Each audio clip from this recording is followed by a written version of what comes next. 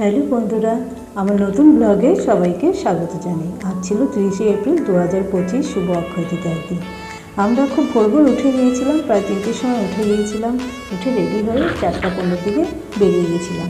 যেতে যেতে তোমাদের বাইরের প্রাকৃতিক দৃশ্যটা দেখাচ্ছি। দেখো, ভোরের সকাল, এত ভোরে সাধারণত আমরা উঠি না। আজকে এত ভালো লাগছে বাইরের পরিবেশটা। চোখে তো ঘুমই নেই, চোখ থেকে ঘুম উধাও হয়ে গেছে। আমরা কোথায় যাচ্ছি? হলো দাদার গৃহপ্রবেশ। এই গৃহপ্রবেশের উদ্দেশ্যেই আমরা রওনা দিয়েছি। যেতে যেতে দেখো আমরা পৌঁছে গেলাম Dhulagarh toll plaza. Dhulagarh toll প্লাজার থেকে আমরা আস্তে আস্তে এগিয়ে গেলাম কোলাঘাট। কোলাঘাটে দাঁড়িয়ে খানিকক্ষণ আমরা একটু চা বিস্কুট খেলাম। খেয়ে আমরা গল্প করতে করতে আমরা পৌঁছে গেলাম আমাদের ডেস্টিনেশনে। গিয়ে দেখলাম ঘরটা খুব সুন্দর সাজানো হয়েছে। মোটামুটি সবাই চলে এসেছে, প্রায় 8টা বেজে গেছে। আমাদের পৌঁছতে পৌঁছতে সকাল 8টা বেজে গেছে। পুজো শুরু হয়ে গেছে, পুজো চলছে ছিল, তাই আমরা একটু ব্রেকফাস্টও করে নিলাম। ব্রেকফাস্ট করে নিয়ে সবার সাথে গল্প টল্প করতে করতে প্রায় দুপুর হয়ে এসেছিলো। সবাই চলেও এসেছিলো, লোক অতিথিরা। এবার খাওয়া দাওয়া শুরু হয়ে গেছিলো। আর যেহেতু শুভ অক্ষয় তৃতীয়ার দিন, তাই নিরামিষ আহারের আয়োজন করা হয়েছিল। খাবারের প্রথম পাতে দেখো পড়ে গেল বেগুনি, পাস্তা সস, স্যালাড, লেবু, নুন।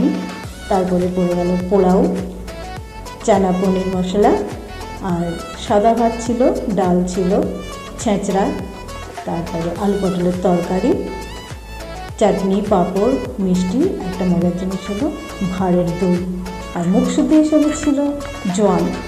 যাই হোক, খুব মজা করে আমরা খেলাম। অনেক দিন পর সবাই মিলে খুব আনন্দ করলাম। খাওয়া দাওয়ার পরে আমরা চারদিকটা ঘুরে দেখছিলাম। তারপরে আমরা একটু এগিয়ে গেলাম দাদার বাড়ি থেকে প্রায় 2-3 মিনিটের রাস্তা, যেখানে আমার জন্মস্থান। দেখো, তোমাদের দেখাচ্ছি, চারদিকে সবুজে ঘেরা, ফুল ফলে ভর্তি। হ্যাঁ, দেখো কত রকম ফুল ফল গাছ। 2 বছর পরে বাপের বাড়ি আসা হলো। খুব মজা হচ্ছিল, এত আনন্দ হচ্ছিল কি বলবো বন্ধুরা। কত রকম ফল দেখো গাছে, কাঁঠাল, প্রচুর আনারস হয়েছে। তোমাদের একটু একটা দুটো দেখালাম আর কি, সব ঘুরিয়ে দেখাতে পারলাম না। দেখো আনারস গাছ সবই ছোট ছোট হয়েছে। চলে যাচ্ছি আমরা এই লেবু, আম গাছ বোধহয় এটা, হ্যাঁ আম গাছ। দেখো কত ছোট গাছে আম হয়েছে, অনেকগুলো আম হয়েছে। এটা হলো লেবু গাছ। লেবু গাছেও লেবু ভর্তি হয়ে রয়েছে। এখনো ছোট, খুব একটা বড় হয়নি।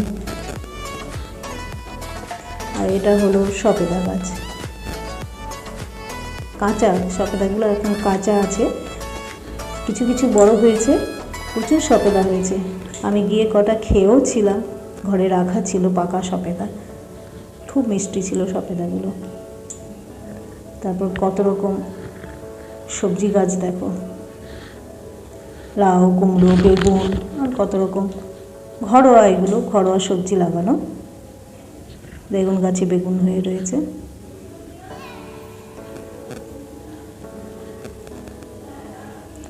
তবে এটা কোথায় তোমাদের বলছি, এটা হলো মেদিনীপুর। মেদিনীপুরে আমার বাপের বাড়ি। চারদিকটা তোমাদের দেখালাম।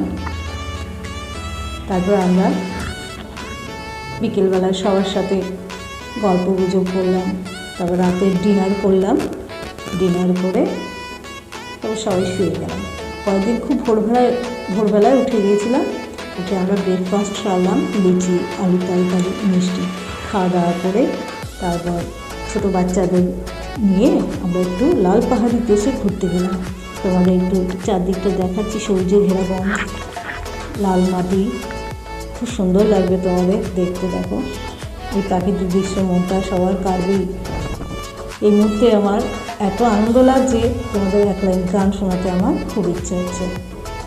ওই লাল পাহাড়ের দেশে যা, ওই রাঙা মাটির দেশে যা, এখানে তোকে মানাইছে নাই রে,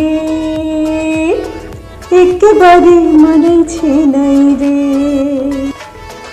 তারপরে ঘুরে আস্তে আস্তে আমাদের দুপুরের খাওয়ার টাইম হয়ে গেল। আজকে ছিল আমিষ খাওয়া দাওয়া, ছিল খাওয়া দাওয়াতে ছিল তোমার আলু ভাজা, ডাল, আলু পোস্ত, ছেঁচড়া দিয়ে মাছের মাথা তরকারি, আর মাছের ঝোল ছিল, আর ছিল চাটনি, পাঁপড়, মিষ্টি, আর সেই ভাঁড়ের দইও ছিল। সবাই খেলাম, খেয়ে দিয়ে উঠে এবার আমাদের বাড়ি ফেরার পালা। আমরা সবাই গুছিয়ে নিচ্ছি, আস্তে আস্তে বেঁধে নিচ্ছি।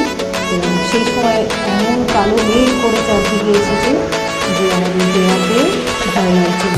প্রচুর ঝড় শুরু হয়ে গেছে, বৃষ্টিও প্রচুর, বজ্রবিদ্যুৎ সঙ্গে শুরু হয়ে গেছে। আমরা বেরোতে পারলাম না আমাদের টাইমে। এবং বৃষ্টি থামার পরে দেখো বন্ধুরা, আমাদের বাগানে কত আম পড়েছে, সবাই চলে এসেছে আম কুড়োতে। আমরাও কুড়োচ্ছিলাম, আমিও নিয়ে এসেছি অনেকগুলো। আম টাম কুড়িয়ে তারপর আমরা বাড়ির উদ্দেশ্যে রওনা দিলাম।